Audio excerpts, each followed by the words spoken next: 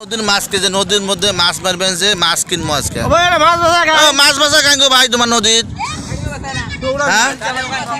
কাই বেচা মাছ গোস্ত নাকি মাগুরটা কই এই যে মাছ বেচাবেন কাই বলে মাছ বেচাবেন গো এ ভাই কাই মাছ বেচাবেন এটা বলে বোয়াল মাছ বলে বাঁচলো ওটা বোয়াল মাছ কই বোয়াল মাছ